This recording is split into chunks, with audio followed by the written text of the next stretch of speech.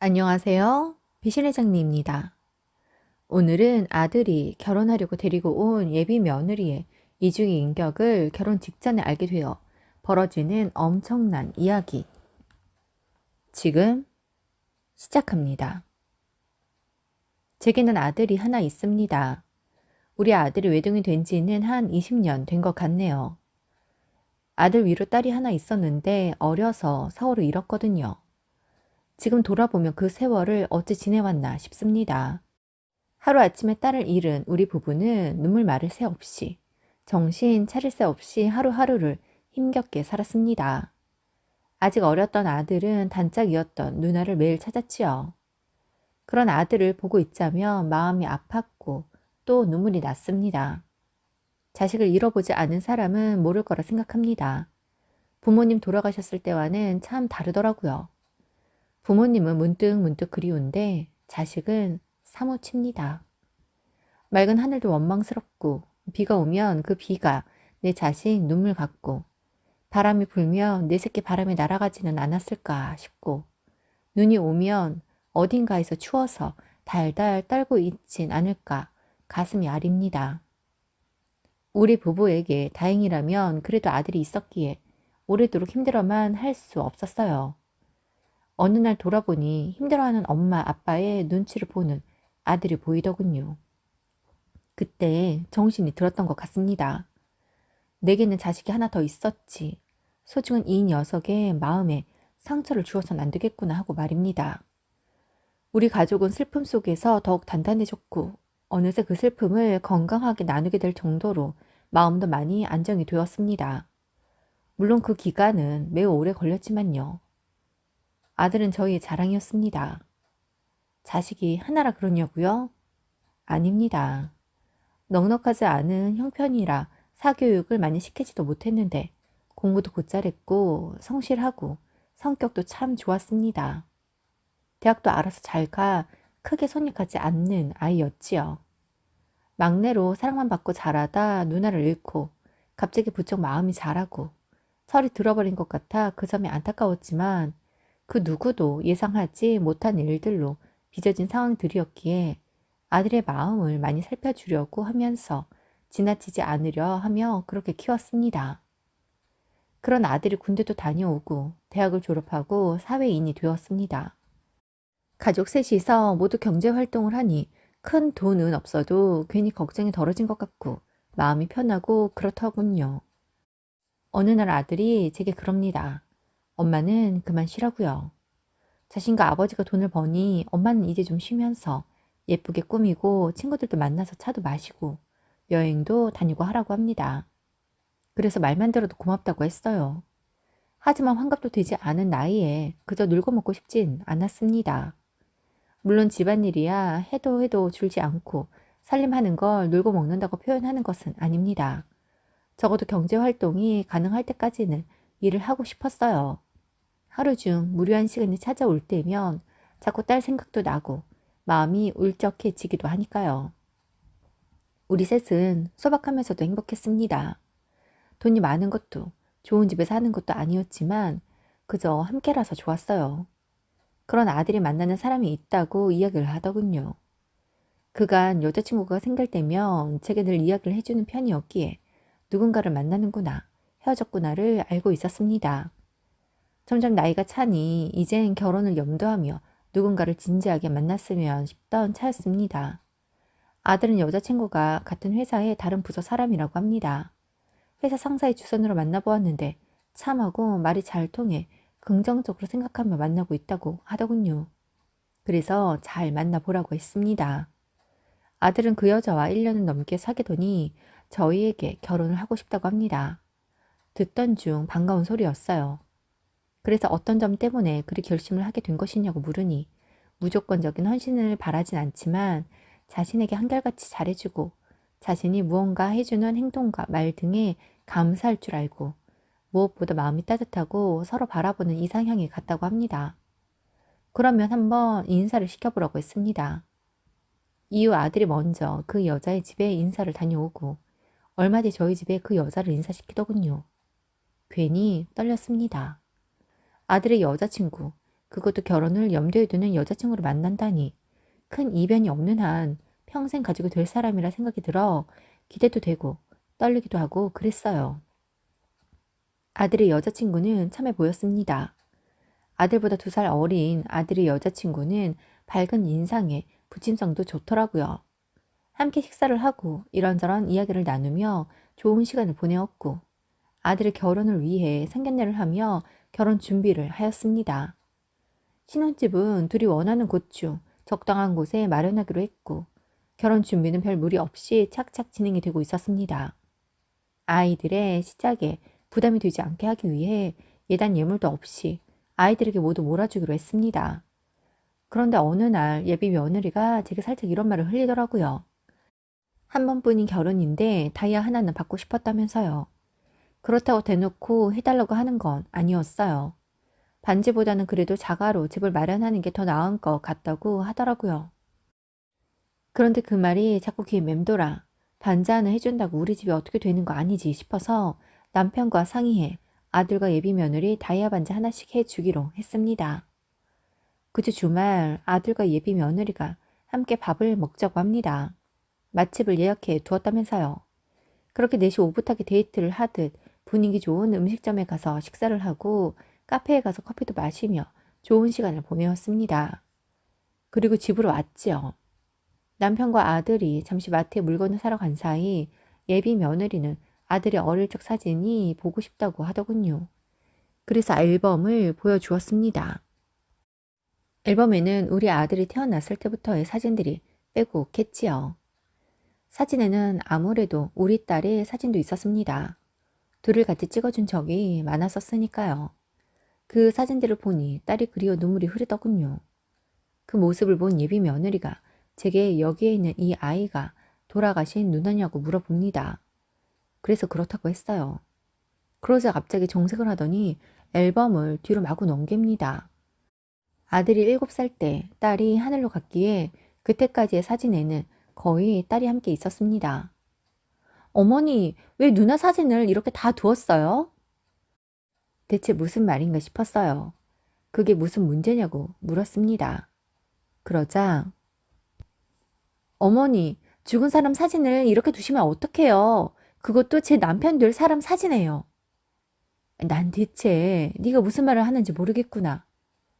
아니, 그렇잖아요. 생각해 보세요. 물론 돌아가신 분은 안타깝지만 보통 이럴 땐 사진을 오려내던지 하는 거 아니에요? 찝찝하게 제 얘랑이 옆에 같이 있는 모습을 보니 너무 기분이 별로예요. 지금 이 아이가 무슨 말을 하는가 싶으면서도 가족을 잃어본 경험이 없어 생각 없이 하는 말인가 싶었어요. 별 의미 없이 하는 말이라고 생각하려고 했지만 저의 가장 아픈 부분을 건드렸기에 눈물이 났습니다. 예, 너 그런 말 하는 거 아니다. 우리 딸이 그렇게 된 거 우리 가족의 아픔이야. 너는 함께 경험한 일이 아닐지언정 너도 이제 우리 가족이 될 텐데 가족의 아픔을 그렇게 말하는 건 아닌 것 같구나. 우리 딸의 모습을 처음 보았고 하늘로 간 아이라는 걸 알기에 가감 없이 네 생각을 말한 것이라 한 번은 이해할게. 그런데 분명한 건 오늘은 확실히 실수한 거야. 앞으로는 그러질 않길 바래. 예비 며느리는 다 이해가 되지 않는 듯 했지만 알겠다고 하더군요. 예비 며느리는 아들의 앨범을 뒤적뒤적 보며 혼자 재미있어 하더니 한쪽에 있던 상자를 꺼내어 봅니다. 그 안에는 아들이 어려서 가지고 놀던 물건이며 버리지 못하겠는 것들을 모아두었던 것 같아요. 아들이 초등학생 때 친구들이랑 비밀 일기장 주고받은 거, 중학생 때 친구들이랑 롤링페이퍼 받은 거, 연애 편지 받았던 것들이 잔뜩 들어있더군요. 그리고 니네 다른 상자도 또 들고 나옵니다. 그건 또 뭐가 들었을까 싶어 저도 궁금해서 같이 보는데 그걸 보고는 전 그만 대성통곡을 하고 말았습니다. 아들이 제 누나가 보고 싶을 때마다 편지를 써 놓아 모은 것이더군요. 삐뚤빼뚤한 글씨체를 보아하니 글을 막 떼고 나서 쓴 편지부터 해서 최근에 쓴 편지까지 갑자기 떠난 누나를 그리워하며 쓴 편지, 슬픈 일이 있어서 쓴 편지, 기쁜 일이 있어서 쓴 편지들이 가득했습니다. 제 아픔이 크다고 생각해서 누나를 잃은 아들의 마음을 미처 살피지 못했었는데 아들은 혼자 참 많이도 힘들어하고 아파하고 있었더군요. 그리고 누나랑 같이 가지고 놀던 종이 인형과 장난감들도 들어있는데 그 시절 내 사랑하는 남매가 그 장난감들을 가지고 놀던 모습들이 파노라마처럼 떠오르더군요. 이런 제 마음 누가 알까요? 예비 며느리에게 이런 제 마음을 알아달라, 이해해달라고 하지 않습니다. 어떻게 이해할 수 있겠어요? 하지만 다른 사람의 감정을 무시하는 건 아니라고 생각해요. 예비 며느리는 그 편지와 장난감들을 보며 우는 절 보더니 혼잣말로 아, 뭐야. 아, 진짜 다들 왜 죽은 누나를 붙잡고 징징대는지 모르겠네. 온 집안 식구들이 20년 전에 죽은 누나를 붙잡고 징징징. 아마도 대성통곡하는 제가 못 듣는 줄 알았나 봅니다. 이내 울음을 멈추고 귀한 편지와 물건들을 다시 상자에 담았습니다. 그러자 며느리가 어머니, 그 상자는 저 주세요. 라고 합니다. 그래서 왜 그러냐고 하니 제 남편 물건이니 제가 챙기고 싶어서요.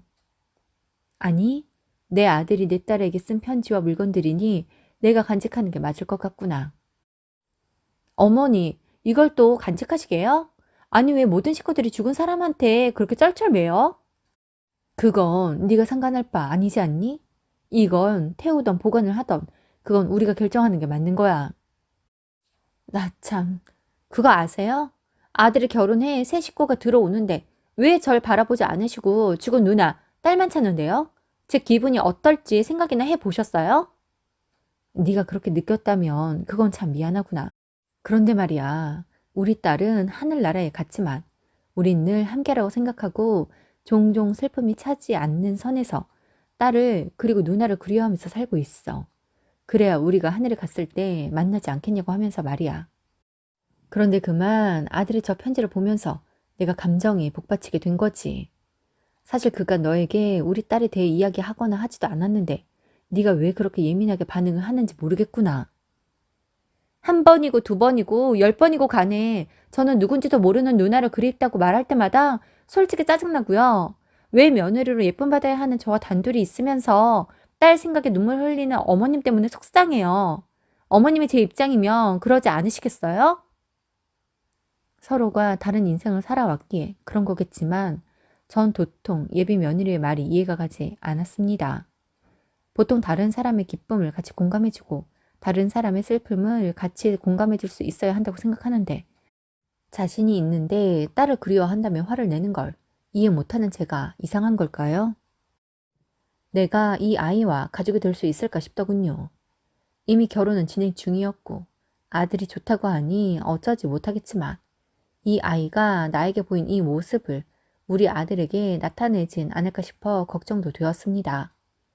전 솔직히 다른 사람의 감정을 이해하지 못하고 자신의 입장에서만 생각하는 소시오패스 같이 느껴지기도 했습니다. 더 이상 마주하고 앉아있고 싶지도 않았어요. 그래서 난 머리 아파서 들어가서 좀 누워야겠다. 라고 하며 그 상자를 들고 일어나니 어머니, 그거 제가 챙기겠다니까요? 라고 합니다. 저와 예비 며느리 사이에 그 상자를 두고 실랑이가 일어났어요. 서로 자신이 갖겠다고 하는 거였죠. 저보다 키도 크고 젊어서인지 예비 며느리는 힘이 셌습니다. 그렇게 실랑이를 벌이다 그만 제가 넘어졌고 엉치를 제대로 부딪혀 너무 아팠습니다. 예비 며느리는 넘어진 저를 보고도 놀란 기색도 없이 아, 내가 처리한다니까 고집 엄청 세네! 라고 하며 저를 흘겨봅니다. 그 순간 마트에 갔던 남편과 아들이 돌아왔습니다. 엉망이 된 거실과 넘어져 있는 저를 보고는 남편과 아들은 깜짝 놀라 무슨 일이 있었냐고 묻습니다. 그러자 며느리가 어쩔 줄을 몰라 하더니 어머님이랑 같이 물건 옮기다가 어머님이 넘어지셨어. 라며 거짓말을 하네요. 그 말에 남편과 아들이 괜찮냐고 하는데 내가 이런 애를 며느리로 맞아야 하나 싶어 화도 나고 분에 눈물이 났습니다. 그래서 엉엉 울었어요. 예비 며느리는 제게 괜찮냐면서 방에 가서 좀 눕자고 하는데 너무 가식적이라 느껴졌습니다. 그래서 예비 며느리에게 지금부터 내가 하는 말에 거짓이 보태어져 있으면 네가 이 일을 제기하길 바래. 라고 하고 그간 있었던 일들을 모두 이야기했습니다. 제가 이야기를 할수록 남편과 아들은 입을 다물지 못했고 예비 며느리는 어쩔 줄 모르더군요. 남편은 아들에게 예비 며느리를 데려다 주고 오라고 했습니다. 그리고는 아무 말 없이 절 안아서 토닥여 주네요. 아들은 예비 며느리를 데려다 주러 가서는 한참을 있다 오더군요. 아마도 둘이 이런저런 이야기를 했겠지요. 집에 돌아온 아들은 제게 너무 죄송하다면서 눈물을 보이네요. 그래서 울 것까지 없다고, 다 이해는 안 되지만 걔도 그런 이유가 있지 않겠냐고 했습니다. 그런데 아들이 결혼을 하지 않기로 했다고 합니다. 그래서 나 때문이냐고, 나 때문이면 그럴 것 없다고 했습니다. 그러자 아들이 하는 말이 예비 며느리가 제게 했듯이 대체 왜 죽은 사람을 붙들고 온 집안 사람들이 살고 있는지 모르겠다고 하더랍니다. 그래서 우리는 평소에는 그러지 않는다고. 하지만 누나고 우리 가족이었기에 우리의 삶 어딘가에는 누나가 녹아져 있는 거라고. 자신도 어려서부터 힘들 때마다 기쁠 때마다 누나한테 편지를 썼었기에 지금도 가끔 일기 쓰듯 쓰는 것뿐이라고 했지만 너무너무 기분이 나쁘다며 이해할 수 없다고 그냥 찝찝하다며 다 태워버리라며 소리를 지르더라네요. 그 말에 아들이 파혼을 하자고 했다고 합니다. 아들의 파혼 이야기를 하니 그제야 정신이 들었는지 미안하다고, 그렇다고 파혼을 하자는 게 말이 되냐면서 돌아가신 누나보다 자신이 먼저 아니냐면서 선택을 하라고 하더랍니다. 아들이 파혼을 하자고 한 건 누나와 예비 며느리 사이에서 선택을 하기 위한 파혼을 하자고 한 게 아니라 가족이 될 사람이 가족의 아픔을 공감하지 못하고 자신의 말만 하고 고집만 내세우는 거에 학을 떼어 파혼을 이야기했다고 합니다. 사돈댁에서도 이런 파혼이 어디 있냐고 전화가 와 한바탕 난리를 치기에 또 다시 아픈 이야기를 해야 해 정말 마음이 힘들었습니다. 그래서 아들이 그 집에 가 모든 일들을 상세히 말하면서 파혼에 대한 모든 책임이 그 아이에게 있는 만큼 모든 위약금을 물으라고 했다고 합니다. 그 말에 그쪽 어머님이 그런 게 어디 있냐고 자신의 딸이 틀린 말 했냐며 파혼을 하자고 한쪽에서 책임을 지라고 했다네요. 그래도 다행히 그쪽 아버님이 그나마 좀 정상적인 분이라 그런 일이 있었던 건 미안하다고 사과를 하면서 막내딸이라 오냐오냐 키웠더니 가끔 이렇게 다른 사람의 마음을 이해 못할 때가 많다며 꼭 저희에게 사과를 전달하라고 하시고는 위약금은 모두 알아서 처리하겠다고 하시더랍니다. 그리고 이후 저희 남편에게 따로 전화를 해 직접 사과도 해 주셨고요.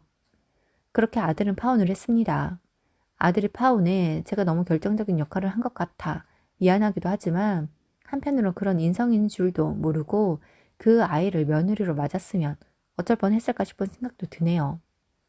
아들은 파혼 후 바람 좀 쐬고 온다며 혼자 여행을 다녀왔습니다. 이후 다시 원래의 모습을 되찾은 아들을 보면 미안하기도 하고 다행이다 싶은 생각도 듭니다. 우리에게 어떤 새 식구가 들어오게 될지 모르겠지만 이번에 이렇게 한번 거르게 된 건 어쩌면 딸이 하늘에서 도와준 건 아닐까 생각하며 하늘에서도 우리 가족을 지켜주는 딸에게 감사한 마음을 전해봅니다. 오늘도 함께 해주셔서 감사합니다. 지금까지 배신의 장미였습니다.